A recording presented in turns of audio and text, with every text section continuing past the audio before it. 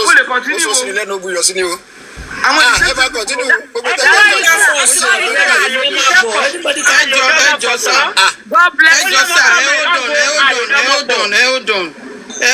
hold on mo fẹ́ play nǹkan kan ni. ọmọ Ifá lèmi, Ifá gangan ló bí èmi. Kò tí yé yín.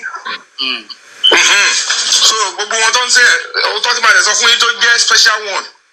Gbogbo ìta wọn ti sọ sí ti sọ lẹ́nìí tó wà very very crucial. Tẹ́ bá fẹ́ get justice fún Mohbad. Ó máa gbé orò jáde, ó máa bọ odò. Tẹ́lẹ̀ bá ti ṣe kò sí nǹkan kan o.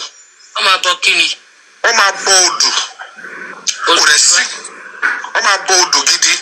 Ó dẹ̀ máa gbé orò jáde. Tẹ́ bá ti ṣe yẹn, kẹ́ ṣe lẹ́ẹ̀mejì léra. As in, tó fún ní reasonable gap. Wáyé táwa fi ṣe ìtawà ṣe lọ yìí. Mo fọ́ Ọlọ́run bá búra. Wọ́n ti kọ́ máa jẹ́ tán. Bọ́dá Yomi. Ìyẹn mú sọ́wọ́ gidi. Bọ́dá Yomi. Mo kàn second nǹkan tí Mr. Isaac sọ kó má dàbí pé wọ́n sọ for mouth kẹ́ lè gbọ́ from the horse's mouth. Àwa máa ń ṣe with evidence. Mo bẹ́ sẹ́ ẹ má bínú mo bẹ́ sẹ́ ọkọ̀ fún ẹ̀yin. Evidence lèmi máa fi ń ṣiṣẹ́. Ẹ ṣe sà ẹ ṣe mẹ́jọ kò sí kan tí Godfather kò sí kan tí. ẹ gbàgbé yín dátà ẹ̀ wò yìí káwa tó di speaker ló ti jẹ́ speaker. Ọ̀ọ́dẹ fún kéré mi bí mo ṣe invite wọn wá. Ẹ̀yin kan tẹ́ wá ní yóò fi láti máa bí jẹta. Táwọn invite tẹ̀ máa blọ́ọ̀kì wa. Ṣẹ́dẹ̀ gbàgbé yín mi ká. Ẹ jẹ́ lọ múlù wá wọn. Mọ́mí àmọ̀rí ẹ fi bọ̀dá Agboyimi kálẹ̀ bọ̀dá Agboyimi ká ẹjọ́ torí Ọlọ́run sir. Can I quickly ask you one fair question, my brother? Okay. I love you. Okay, my brother. So, Mr. Tóyìn lélẹ̀ àjọ wà láti Facebook ni. Wọ́n fojú pa wá rẹ̀ olóṣì ilẹ̀. Pẹ̀lú gbogbo nǹkan tí wọ́n kà lẹ̀ sà, with your church mind, bóyá jẹ́ pé ẹni Ọlọ́run ní sà, ṣé ẹ ṣì rí wa bíi báwo lẹ ṣe rí àwọn èèyàn ilé yìí? Jẹ́ ń lo ilé ìfún wa. Ẹ hold on sir. Gbogbo wa ni mo papọ̀. Àwa ilé yìí tẹ̀rí yìí. Báwo mo fẹ́ kẹ́ expatiate ni. Báwo lè yẹ rí àwa eléyìí tí Ọlọ́run dá sílẹ̀? Nípa dúró ṣinṣin ti bàbá yìí. Táàwò fault bàbá yìí. Táàwò pé bàbá yìí ṣe nǹkan tó wrong. Ṣé rí wa bí èèyàn ò ṣì ń sìn? Àbí bóyá wèrè ni wá bóyá àwa la mọ̀ nǹkan tá à ń ṣe. Mo fẹ́ kẹ́ ẹ̀ sílẹ̀ fún wa sà ẹ̀ tó fún wa bẹ́ẹ̀ ṣe rí wa ẹ̀ sílẹ̀ bẹ́ẹ̀ ṣe rí wa fún wa sìn pẹ̀lú gbogbo nǹkan tí dàdé iṣẹ́ àti sọ yìí. Wọ́n ò tí sọ̀rọ̀ tó bọ̀ explain tell us who we are please I want to hear. Thank you. Ṣé ẹ rí tẹ́lẹ̀ náà ó ní nǹkan tèmi ń fight fún ibi tí God best scholar bá wà of course níbi best scholar tèmi mọ̀ láti ní Facebook o èmi ò lè rẹ́ anybody even go àtàwọn other side àti other side èmi ò lè rẹ́ nìkankan bí o lè ṣe.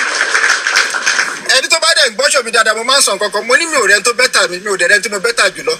We are all the same thing níwájú Ọlọ́run àtẹ̀yàn mo máa ń sọ dáadáa pé lágbájá kan bẹ́tà èmi ò ní báyọ̀ sọ àgbo bẹ́tà lágbájá mi ò ní báyọ̀ sọ. Bẹ́ẹ̀ni. Do you understand? Gbogbo yín nìkan náà but nǹkan tó kàn ń dùn mí ni pé ìjà yìí ti fẹ́ pọ̀ jù. Náà bí best scholar ṣe wá ń analyse yìí ó ń jẹ́ kí n fẹ́ máa rethink mi ní purọ́ fún yín. Nítorí irú ti Yomi yẹn sì tó lọ ń ṣe oògùn kinní kan àwọn fẹ́ yọwọ́ kinní kan láwo sí èmi ò tí pé yẹn make sense lójú tèmi o. Tó bá jẹ́ pé of course ẹjọ́ sá báwo lẹ ṣe rí wa ní question yẹn báwo lẹ ṣe rí wa àwa tẹ̀ ń wò bí ẹni pàwọ́ là ń pa wà lá. Èmi rí pé ẹ̀ ń jà èmi rí pé gbogbo yín jà fún justice for Mohbad ni in a different dimension. Ntí mo rí yín sí nìyẹn mi ò rí yín léèyàn búburú àbí kinní kan n tó kàn bí mi nú ní pé ọmọ yẹn lo tíríkì fún mi tó mọ̀ pé tíríkì tí mi ò máa hate ni tó bá pọ̀ purọ́ owó àbí wọ́n sọ̀rọ̀ pọ̀ wípé à ń torí owó ló ṣe é ṣe kinní kan. Ìgbẹ́ ṣe jẹ́ gbogbo tí mo sọ yẹn ní ìbínú yẹn ló wà lórí. So àti àwọn ọ̀rọ̀ tí mo sọ fún wọn nìyẹn pé nǹkan tó lò fẹ́ pàgbó tó fi ṣe nǹkan yẹn nìyẹn lẹ́yìn yìí nǹkan tí mo sọ nìyẹn mi máa gbé ṣó yẹn wá gbé wá ẹ pàgbó ṣó yẹn bẹ́ẹ̀ sí. Ó yé mi so mo rí ní ìrí gẹ́gẹ́ bí èèyàn burúkú níwájú Ọlọ́run àti èèyàn but nǹkan tó kàn máa ń dùn mí tó fi jẹ́ pé mo fi bẹ́ẹ̀ ní taratara tún justice for Mohbad ni wípé tí bá ní mo fẹ́ ṣe àwọn tí olórí ẹbí èèyàn mi ni wọ́n àwọn tí Báyọ̀ Billions èèyàn mi ni wọ́n báwo ni mo ṣe fẹ́ ṣe tíjà ò ní ṣẹlẹ̀ ni mo ṣe ra withdraw mi ní purọ́ fún yín. sí mi ò dẹ̀ lè báwọn méjèèjì yẹn jà báyọ̀ bí lọ yẹn èèyàn mi gidi ní ẹni bá mọ̀ gbà tí gba Facebook kí ló jẹ́ TikTok a máa sọ̀rọ̀ títí tó máa sún wa ní kí wá nítorí justice for Mohbad sì kí wá léèyàn burúkú ni kí wá máa pè léèyàn burúkú ṣé bàbá best scholar ni máa pè léèyàn burúkú ní ìdẹ̀lẹ̀ bọ́sọ̀dọ̀ olórí ẹbí náà kí ní olórí ẹbí èèyàn burúkú ni àbí láti sinẹ́ olórí èèyàn burúkú ni kò possible fún èmi báyìí níwájú ọlọ́wà tèèyàn so ni mo ṣe wà bíi neutral èmi ò rẹ́ni kankan pé àwọn eléyìí òun ọ̀dà àwọn eléyìí ló dá but àwọn kankan wà tó mọ̀ wò pé ká ní bàbá dẹ̀ ṣe báyìí ni bóyá wọn bá rí bóyá bá tún jẹ́ kí justice fast bẹ́ẹ̀ mi ṣe èrò nìyẹn you understand opinion tèmi mo dẹ̀ fi ṣe show ńgbà yẹn nígbà tí wọ́n yé à ń pariwo pé àwọn ọlọ́pàá ni ò ṣe kíní nísìn kó tó di pé wọ́n wá explain ẹ̀ fún mi dáadáa pẹ̀lú tí best scholar sọ tẹ́lẹ̀ mú wò pé ìgbà tán ló fẹ́ lọ rí commissioner yẹn ó yẹ kí bàbá Mohbad lè tẹ̀lé wọn lọ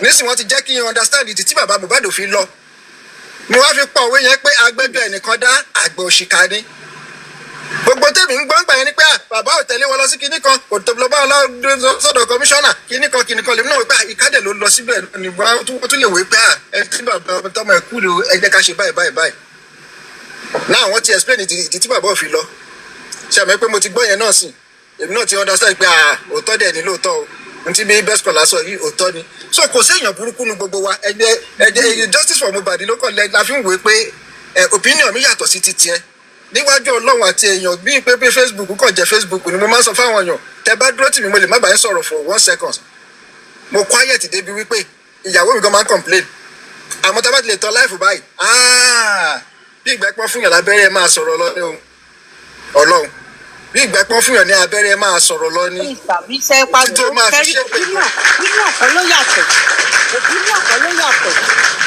end result ló yàtọ̀ nǹkan tó ní kálukú bá wá òun ló yàtọ̀ some people came because of Mohbad loyalty some people came because wọ́n fẹ́ kí ọmọ yẹn àti bàbá ẹ̀ kó gbá. nígbà tí wọ́n kà ní pé gbogbo wọn tó ti ní ìkùnsínú fúnra wọn Ọlọ́run jù ó tó dàbí kọ́ ṣe rí nígbà kan ní. mo máa rẹ́rìn ni àwọn èèyàn lè wà búrò àti sinẹ́ wọ́n lè ṣe gbogbo ẹ̀ wọ́n á ní kílò kan láti sílẹ̀ mi rè é pé tẹ́jà láéláé òun náà kàn fọgbọ́n ṣe ni irú èmi ń sìn níjọ́ sọ́dọ̀ tó bẹ̀rẹ̀ sí ní búra wọn ní pípẹ́jì mi mo ní wàhálà dé o mi mọ̀ mo ṣe máa bá Báyọ̀ Bílọ̀ sọ̀rọ̀ Báyọ̀ Bílọ̀ ní sùúrù mi mọ̀ mo ṣe máa bá àwọn tèmi náà sọ̀rọ̀ kọ́ ó sọ̀pọ̀ ti Báyọ̀ Bílọ̀ dẹ̀rẹ́kẹ̀ mi lè filẹ̀ láéláyé àfẹnití ò bá mọ̀ gbàtà wà ní Facebook àfẹnití ò bá mọ̀ gbà tí in fact ìgbà tí mo bá nǹkan jà òun ló máa ń pè mí pé má ṣe báyìí kò sí bí mo ṣe máa fi Báyọ̀ Bílọ̀ sílẹ̀ olórí ẹbí náà dẹ̀rẹ́ kẹ́ ọ̀pọ̀ àpòyí mi ká ẹ jẹ́ kí sáré sọ ẹ pagbo tó sọ ni tó sọ̀rọ̀ àwọn tó sọ̀rọ̀ pákó wò rí yẹn báyìí wò rí lọ́dọ̀ tèmi lọ́dọ̀ tèmi. èèyàn òṣì máa jẹ́ èèyàn òṣì wà láàrin wa èèyàn tó dá wà láàrin wa it's simple as that they are not the same olórí burúkú pọ̀ láàrin wa. I understand you but lọ́dọ̀ tèmi lọ́dọ̀ tèmi ẹ pagbo mi ò lè fi ẹ pagbo ẹ jẹ́ kí sáré sọ kọ̀kọ̀ fún yín ẹ má bínú gbogbo panel ẹ̀ ṣẹ́wọ̀n bẹ́ẹ̀. ṣe rí mo fẹ́ sọ kọ̀kọ̀ fún yín ṣe rí mo fẹ́ sọ̀rọ̀ nípa ọmọ tó rìkọ́dù yín yẹn ṣó ti yín géèmù ni wọ́n gbà fún yín ṣe ti yín nǹkan tí mi sọ sí. ṣe rí ọmọ yẹn ọmọ tó yẹ kẹ́ jìnnà sí pátápátá ni ó fẹ́ sọ orí ọmọ tó rìkọ́dù yín mi morúkọ ẹ̀ tó rìkọ́dù yín wá tó wá ń sọ mí tó ń sọ fún yín wípé ẹnìkan bú yín túlétúlé nírú èèyàn bẹ́ẹ̀ yẹn ẹ má jẹ́ kí anybody bá wá bá yín tó bá lẹ́ anybody kan kì í kò sẹ́mi rò pé anybody wà tẹ̀lé inbox ẹ lọ bèrè lọ́wọ́ ẹ tẹ̀ ignore ẹ̀ ṣé rọ̀nà téèyàn bá sọ tẹ́ ẹ bá ti fi ti ara yín gbọ́ ẹ ignore ẹ̀ ṣó ti yẹ ẹsẹ̀ gẹ́gẹ́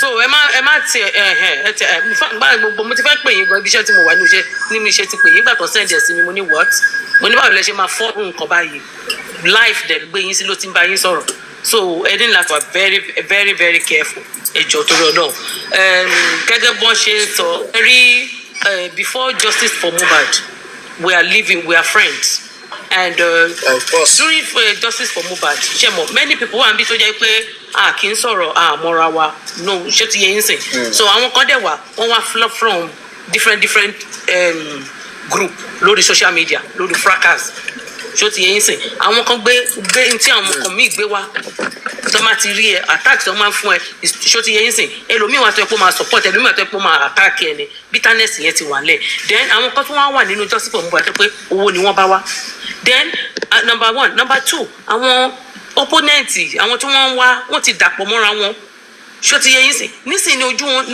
ọlọ́run tú àṣírí wọn gidi gan ìfá mi kan wò pé àwọn èèyàn máa ní ká gan kẹ so wọ́n máa mú bàbá yóò mọ who is who láàrin àwọn tó ń support ẹ̀ tó náà wọ́n jà wọ́n ṣe justice for Mohbad anybody tó bá ti ṣe justice for Mohbad bàbá believe no everybody bàbá was novice ni bàbá ò mọ kọ̀kọ̀ kò mọ who to embrace kò mọ who not to embrace tẹ́yìn kan bá sọ pé òun fẹ́ gba òun ń jà fún bàbá kan kó everybody mọ́ra ni whereas àwọn tí wọ́n ti náà bọ̀ lára tó yẹ pé wọ́n fẹ́ mọ igi tó ń ṣe wọ́n fẹ́ mọ déyìn náà gbó jáde ẹ wo ìgbà tí bàbá tó lọ wọ bọ́ọ̀sì náà ẹ wo nǹkan tó ń ṣe fún dókítà wọ bọ́ọ̀sì tó dé pé èèyàn kan ra mọ́tò fún bàbá yẹn ṣó ti yẹ yín ṣe mọ̀ so ọ̀rọ̀ yìí ó wà ó ẹ ní láti really follow the truth.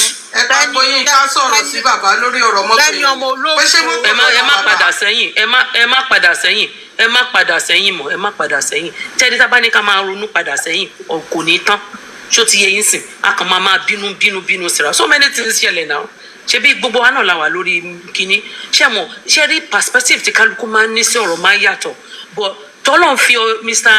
Isaac yìí ọlọ́run fi wọn kẹwàá àti àwọn màmá kọ̀ọ̀kan àtàwọn bàbá kọ̀ọ̀kan tó yẹ pé làákàyè wọn kún àgbékalẹ̀ ọ̀rọ̀ wọn dẹ̀ ní ó make sense tó yẹ pé wọ́n máa mú wa lọ kò sí bí wọ́n ṣe fẹ́ bá yín sọ̀rọ̀ tí ẹ̀ ní píkì sáyẹ̀nsì nínú gbogbo nǹkan tí wọ́n sọ ẹ ṣáà mọ̀ bó ṣe wá bẹ́ mi lórí platform nígbà tó wọ́n bá mi ọ̀tọ̀ ní program tí mò ń ṣe mo kàn rí mo ní àyìn justice for Mohbad kí ló dé ń ṣẹlẹ̀ báyìí pẹ̀lú justice for Mohbad ó tán bá ṣe bẹ̀rẹ̀ sí pé àwọn wá ni èmi ò mọ who is who bí wọ́n ṣe jù mí sáàrin ẹ̀ ló bá di èmi ò tiẹ̀ mọ̀ mo fẹ́ sọ̀rọ̀ ní à ṣe fẹ́ gbọ́n tó ṣẹlẹ̀ ní àbẹ̀fẹ́ argue àfẹ́fẹ́ query ó dà ẹ́ máa sọ̀rọ̀ lọ ó ní mo ṣe dákẹ́jọ́ ìpókò dà ẹ́ máa sọ̀rọ̀ lọ tán ni mo gbà wọ́n láyè kan máa mú fún wọn platform no it doesn't happen like that so Mr. Gbegboyinka you need to be very careful and watch out láàrin àwọn tó láwọn ṣe justice for Mohbad yìí ṣé ti ọ̀tá pọ̀ nínú àwọn tó láwọn ṣe justice for Mohbad platform tẹ bá ti rí Mr. Ishaq tẹ bá ti rí Mr. Ishaq tẹ bá ti sá kí lẹ sọ.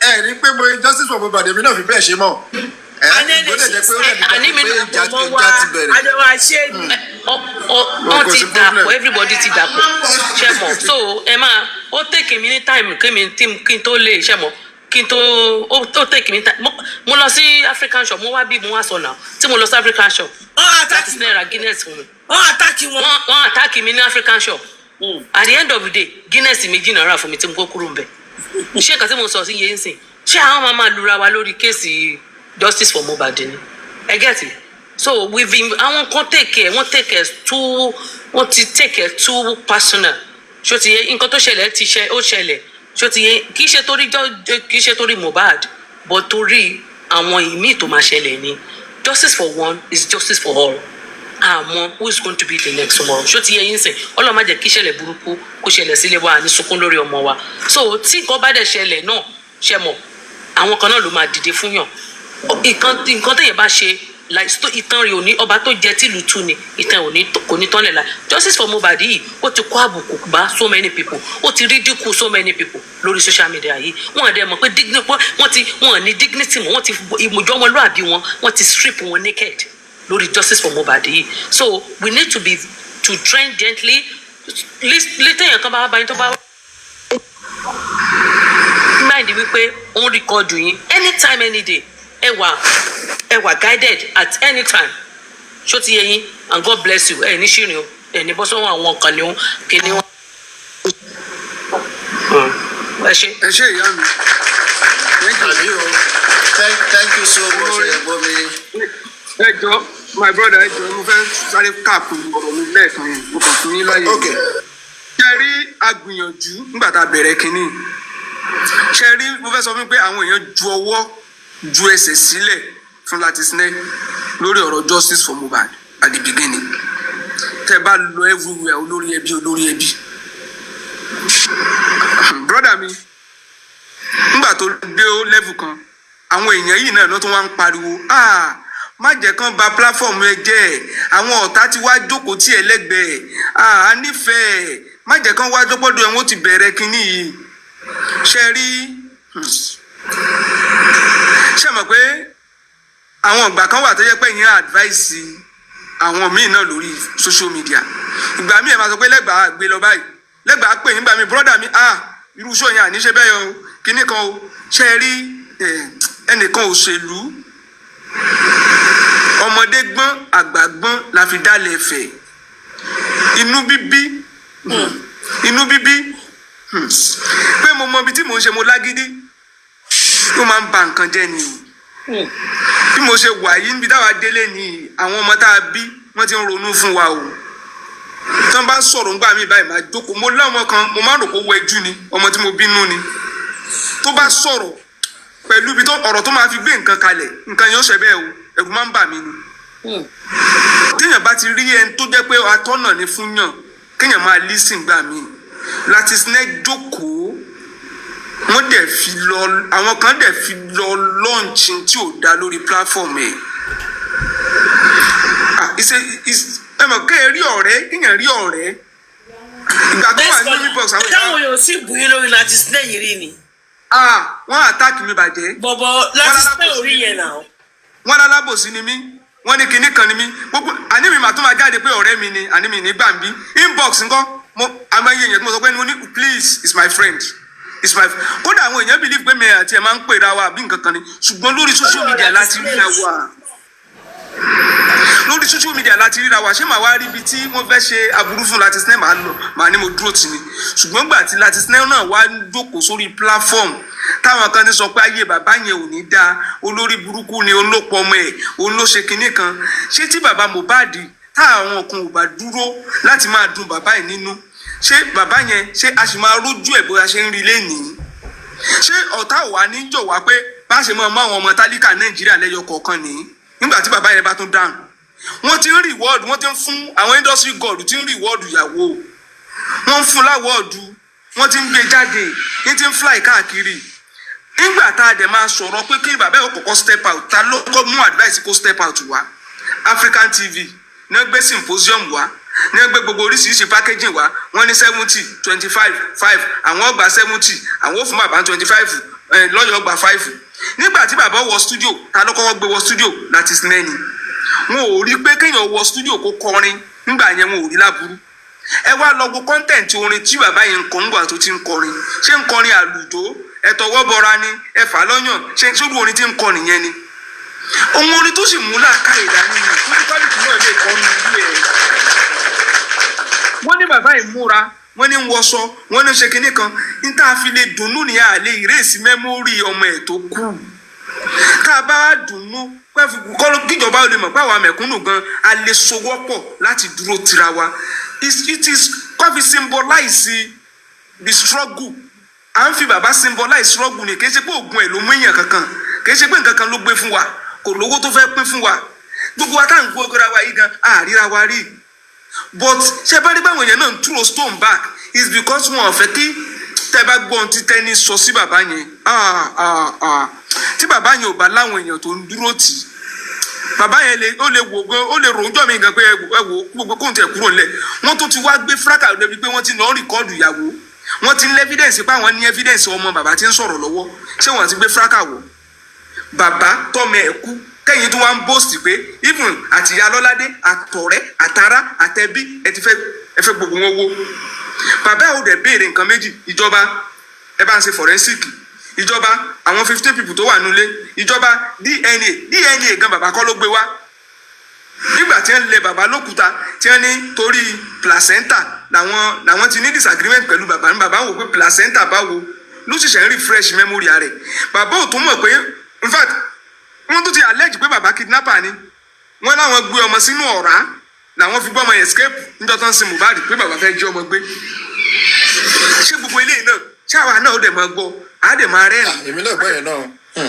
ẹ wo ṣé wàá rí gbogbo àwọn TV station táwọn ọmọ yìí ń lọ ẹ lọ gbogbo ibi tí wọ́n ń lọ ẹ mọ̀ pé gbà tí police conclude nǹkan arúmọjẹ tán ṣe tán fẹ́ gbé lọ DPP náà tí ọmọ yìí síta láti lọ send narrative ó wá shift attention from prime boy tán ti allege in the past ó wá ń concentrate lórí nurse ìgbà yẹn ni wọ́n sọ fún wa pé nurse ti ń attend the club ìgbà yẹn ni wọ́n sọ fún wa wípé nurse ló pa ọkọ òun nígbẹ̀rẹ̀pẹ̀rẹ̀ tọ́rọ̀ ìṣẹ̀lẹ̀ ṣé ìyàwó sọ pé nurse ló pọkọ òun industry god ear infection the kidney nigga la kọ́kọ́ ń gbọ́ ọ̀bẹ mọ́kẹ̀jẹ̀ là ń gbọ́ àgbọ̀rọ̀ nurse ìgbà tí wọ́n tún bẹ̀rẹ̀ wọ́n bá ní bàbá ló ní kí nurse máa lọ nurse ló ní pé òun tiẹ̀ mọ bàbá tí ìbá ṣe kó rí social media àwọn òríra wọn náà wọn ò rí ẹ̀wọ̀ ọ̀rọ̀ oríṣiríṣi ìgbà tí Yomi ó tún máa sọ fún wa ní last week ó ló yẹ kí bàbá ó ti lọ meet nurse nígbà tó wà in custody ẹjọ́ ṣé bàbá tó bá meet nurse nígbà tó wà in custody irọ́ tí wọ́n wá pa pé bàbá ló ní kí nurse ó máa lọ ṣé wọ́n ní rí pamọ́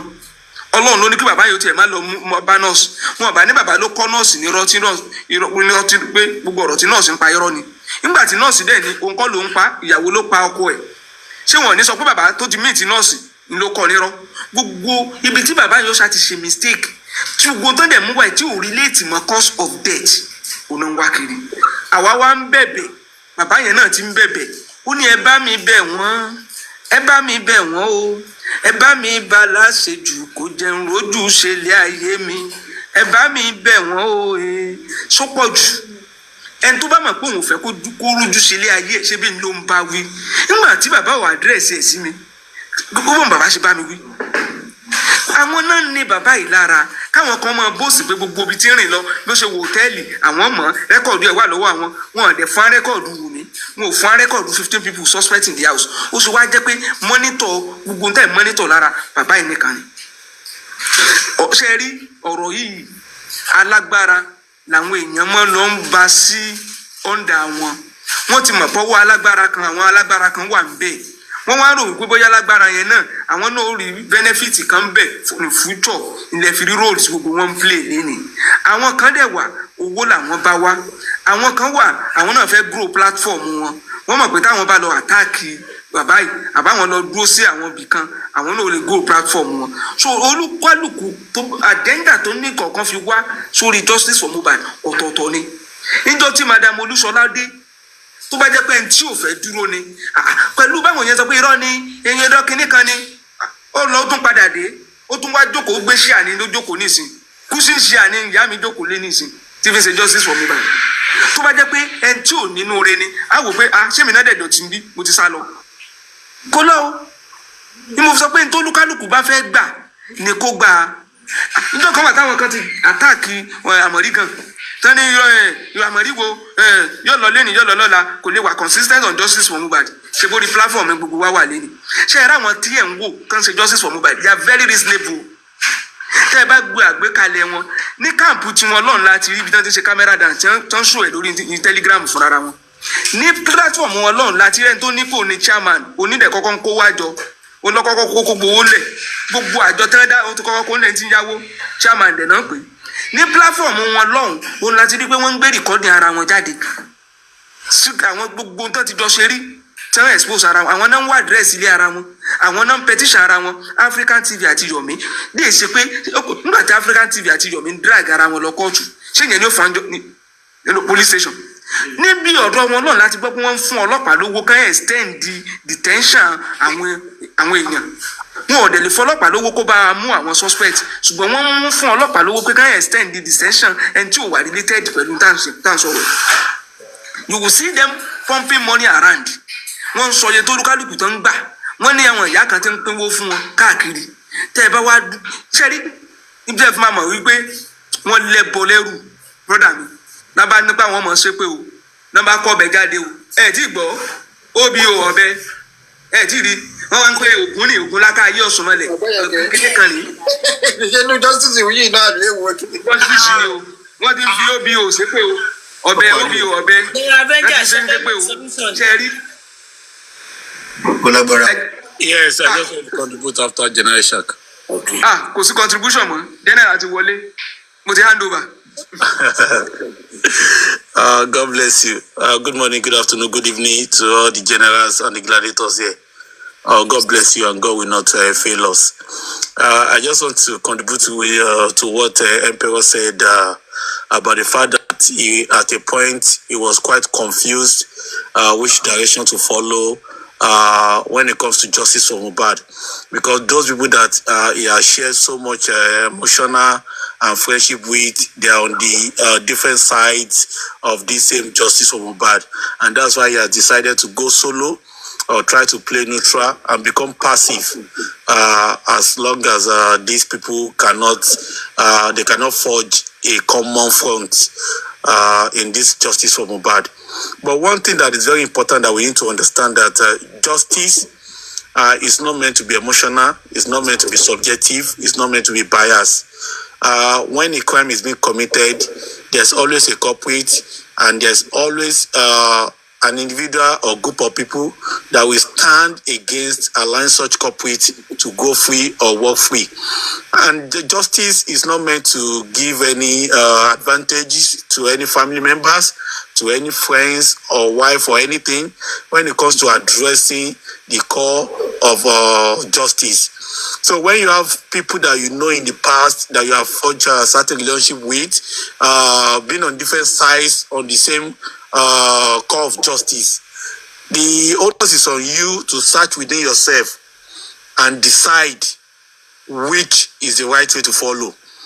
Justice not, you cannot come to justice and say you want to cement a friendship, you want to foster a relationship, you want to be biased, you don't want to step on toes, and you don't want to do this. Your conscience should be a judge when it comes to what to do, where to stay, and what you are going to say when it comes to fighting for justice. And that's why we always say this.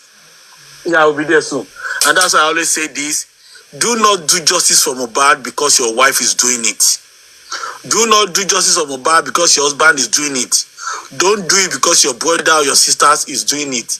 You need to be convinced in your mind. It has to be out of your volition, not because you are told to do so. You don't have to take a side just because you have been told to take a side. You have to have that self-determination. You have to have that discerning spirit to see the evil, see the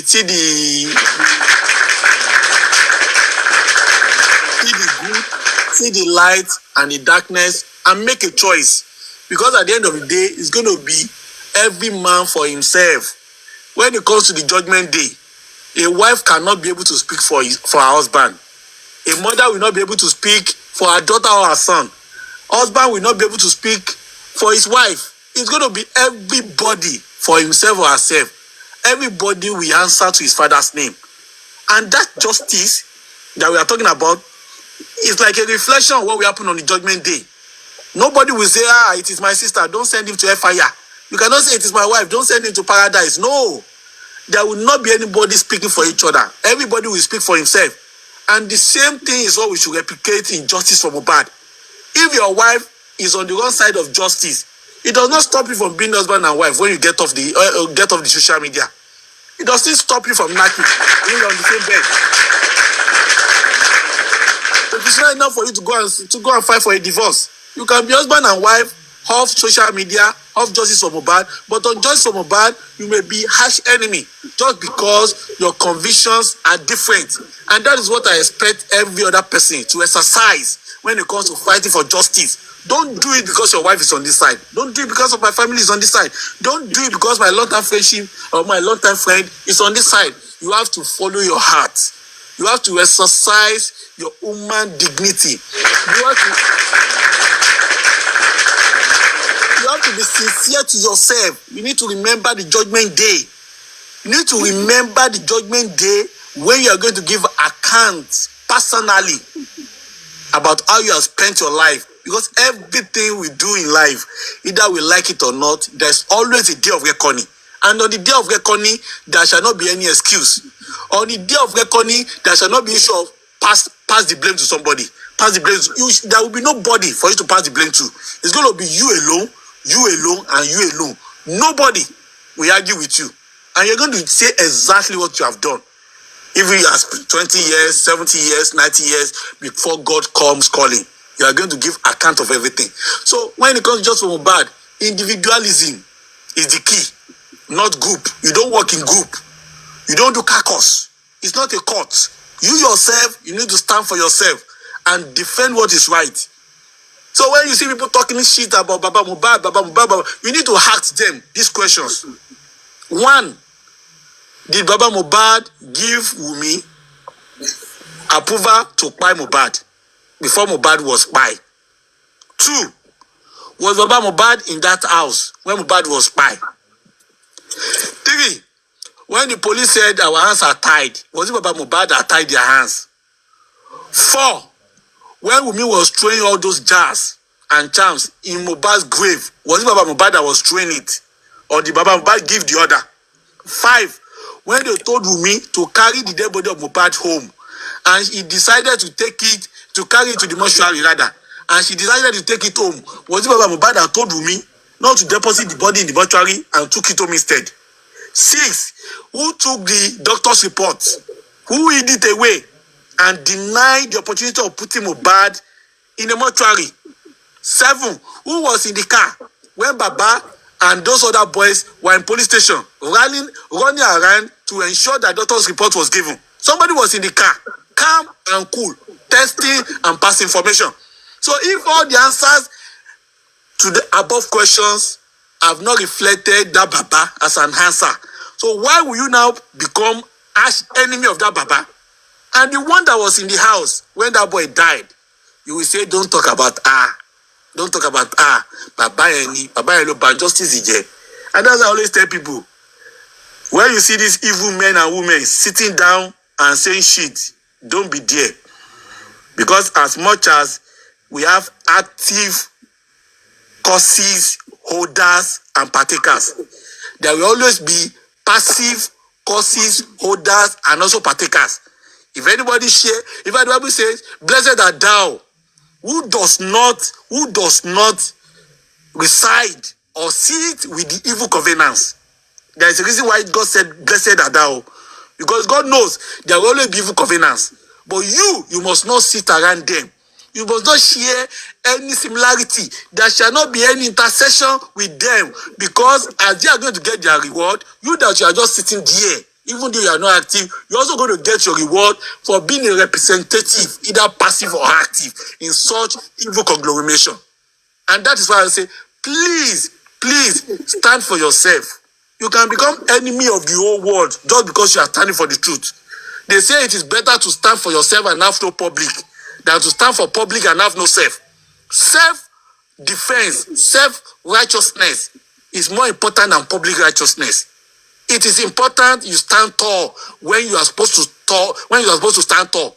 Don't say because people are sitting, I don't want to be different. In fact, you need to be different. It is important for you to run when some people are sitting down. Don't sit down because they are not running. Just because you don't want people to isolate you, you don't want them to abuse you. No, you need to stand up for what you believe. Because at the end of the day, it will only be you. You are the most important person in this world, not anybody else. And everybody will give account of everything he or she has done in life. So I'm just going to implore you, you said because of conflicting interests, you don't want to be active. That is fine. It's okay. It's welcoming. It's all right. But at the end of the day, you need to learn that being truthful is a virtue. And standing for the truth always attracts a reward, either now or in the next life. For those of us that are standing, Justice for Mohbad has become our personal issue. It has become a personal war. And it is a war that we must win. Not because of today, not because of Mohbad alone, but because of the generations that are existing now and many generations that we see exist after we are gone. So that at the end of the day, history will remember us for good, and posterity can judge us rightly. That at this point, when justice is being sold, we stood firm. That at this point, when the government of the day have decided to politicize justice for Mohbad, we stood firm.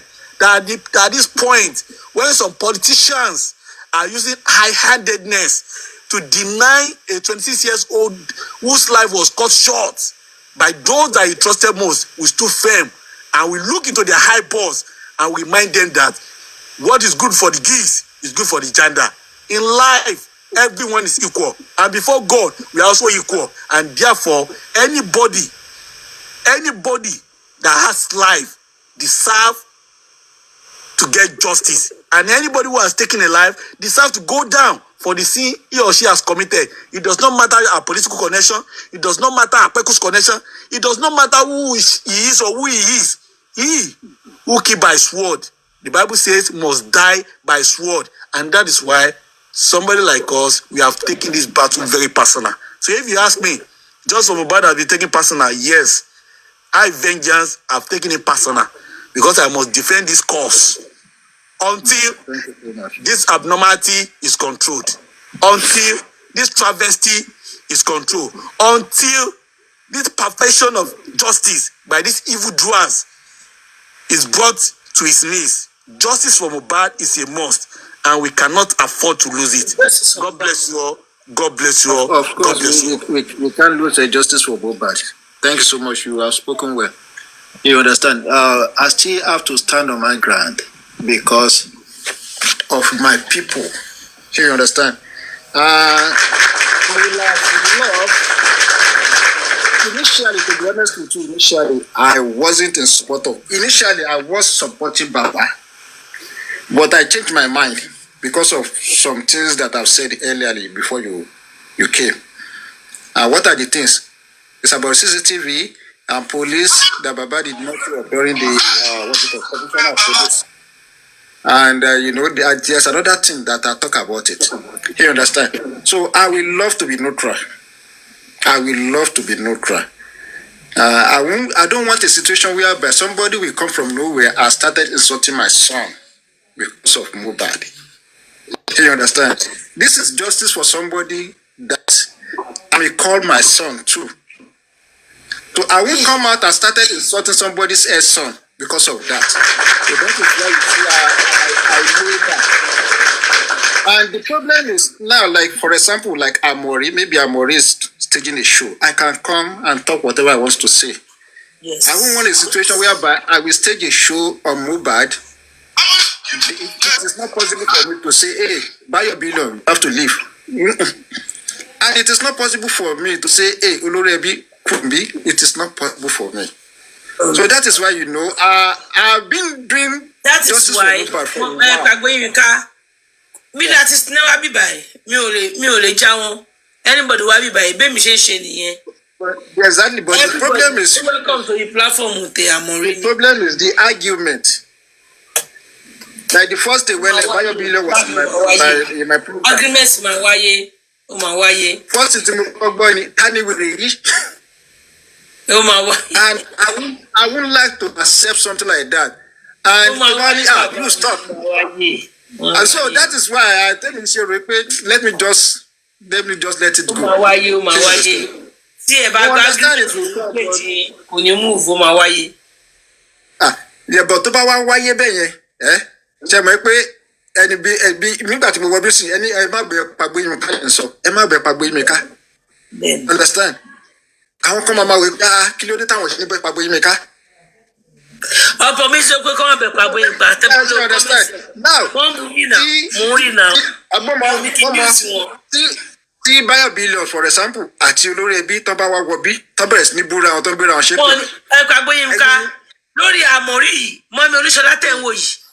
Wọ́n ti jàjàjàjà gbogbo ogbon wọn tẹ̀ ń wò yìí ẹsẹ̀ ní gbogbo everybody tó wà mí báyìí even vegan gbogbo àtijọ́ jà but at the end of the day I padà understand that our lórí platform Àmọ̀rí náà. Now for bí mi ṣe rí this circumstance àwọn tó support bàbá ni. No ogbon everybody ní ṣẹ́rí tẹ bá wà mí báyìí kò mí kẹ́ support bàbá kò mí kẹ́ support anybody platform mi máa ṣílẹ̀ fún everybody. And my make submission. You see, what you can take, Emily Mali take it. What's this for Mohbad? Listen, you are my great bulletary way. I'm actually no, that's what I was thinking.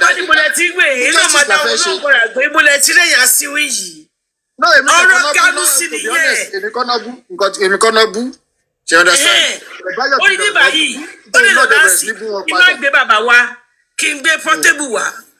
Shadi ẹ̀wọ̀n mi wọ́n máa tún dá sí tó ti yé yín ó lè tún là kí n gbé Pasuma wá tó ti yé yín ó lè tún là kí n gbé nìkan wá bí platform mi ṣe wà nìyẹn ganu sí nation ni nǹkan tó ń lọ lórí ayélujára là ń ganu sí.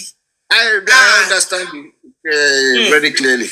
ó ṣe pé aganu sí ọ̀rọ̀ yẹn kan tó bá dọ̀là tó bá gbé Olúṣọlá wá a máa ga sọ̀rọ̀ wọn. ẹ kalẹ́ o àmọ̀rí ọ̀rẹ́ God bless you mọ Elizabeth ká ní pé there's a place tó jẹ́ pé wọ́n ń bára wọn jà ó sì pè ń bẹ̀ it would have been better